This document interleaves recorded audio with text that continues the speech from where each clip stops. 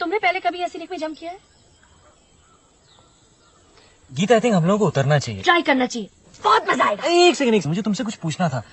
तुमने कभी किसी साइकियाट्रिस्ट को कंसल्ट किया? ओह शट अप यार। नहीं, तुम्हें जरूरत है गीत। बकवास। नीलक तेरा पतला जया जद तोर दी 17 वाले खावे मोरनी जी तोर कुड़िए हुण मुंडियां नू होश किथों आवे नी नागिनी दी अख वालिए नी नागिनी। हाँ मेरे को बुरा लग रहा है।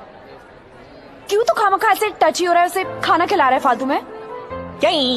खाना खिला रहे हो उसको, रिहर्सल कर रहे हो यार, तो टच तो होगा नहीं। ऐसे होती है रिहर्सल।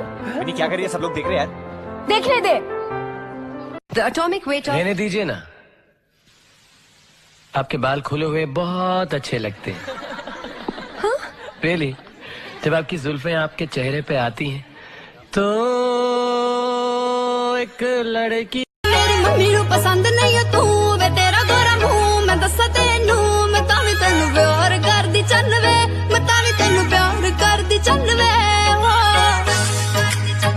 अगर आपने अभी तक हमारा चैनल सब्सक्राइब नहीं किया तो अभी सब्सक्राइब करें और बेल आइकॉन को क्लिक करके हमारी लेटेस्ट वीडियोस के बारे में अपडेट जानें।